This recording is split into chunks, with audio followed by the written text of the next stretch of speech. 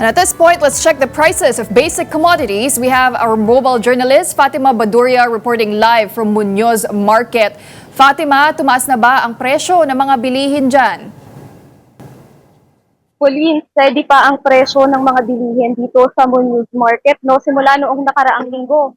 Ayon nga sa mga nakausap ko dito kanina na nagtitinda, hindi pa raw sila nagtataas pero inaasahan daw nila na baka sa mga susunod na linggo, tataas na ang singil sa kanila ng mga nagde-deliver ng mga paninda. Kaya if ever ay kakailanganin din daw na magtaas ng presyo ng mga bilihin. Pero sa ngayon, halos pareho pa rin yung mga presyo ng mga bilihin.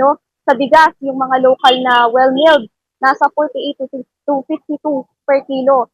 Yung mga imported naman na well-milled, 53 to 58 pesos. Pero dito, banda sa labas, may mga nakakita tayo ng mga imported rice, nasa 60 to 63 pesos naman. Ang mais, nasa 80 per kilo. Ang itlog, 7 to 10 pesos ang isa. Depende sa laki. Sa isda naman, ang tilapia, 140 per kilo. Galunggong, 240 per kilo. Ang bangus naman, nasa 280 to 300 per kilo. At pagdating naman sa karne, ang full chicken, nasa 220 pesos yan. Yung baka naman, yung mga laman, 530 per kilo. Ang pork, 340 to 370 per kilo. Sa gulay naman, ang talong na nakita natin dito kanina, ang talong, 80 pesos per kilo yan. Ang repolyo, 50 to 70 per kilo. Ang kangkong, 10 piso ang isang tali. Sa carrots naman, nasa 140 to 160 per kilo dito.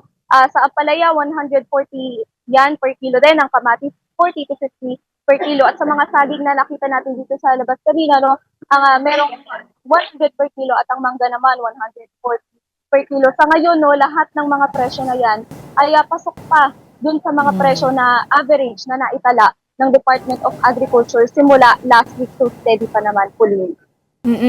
So Fatima, as of today, stable pa ang mga prices dyan sa Muñoz Market, ano? Pero may nakausap ka bang mga vendors kapag naramdaman na nila yung mataas na presyo ng langis, gaano kalaki ba yung nakikita nilang itataas ng presyo ng bilihin dyan?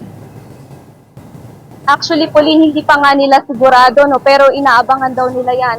At natatakot nga sila na baka talagang tumaas yung singil sa kanila ng mga nag-deliver. So if ever magtataas din daw talaga sila ng presyo ng mga bilihin. At isa pa, Pauline, na kinalulungkot daw ng mga nagtitinda dito ay matumal daw ang bintahan ngayon na konti nga ang namimili rito. At sabi nila, baka raw kasi nagtitipid yung mga mamimili. Although weekday din kasi ngayon, pero natanong ko kahit noong weekend ay kumunti na rin talaga yung mga namimili dito sa Palestine. Pero as of today, Fatima, wala pa namang reports ng mga nagsasara, ng mga tindahan, wala pa naman masyadong nalulugi sa kabila ng krisis na ito. Wala pa naman, Pauline, pero ayun nga, talagang pinipilit nila o talagang hinihiling nila na maubos yung mga paninda nila dahil baka masira lang naman po. Doon naman sa mga mamimili, Fatima, may mga nakausap ka ba? Ano yung reaction nila habang stable pa ang mga presyo ng basic goods ngayon?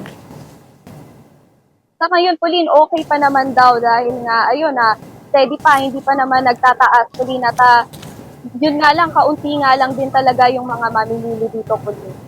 Alright, well maraming salamat para sa update na yan. That was mobile journalist Fatima Baduria.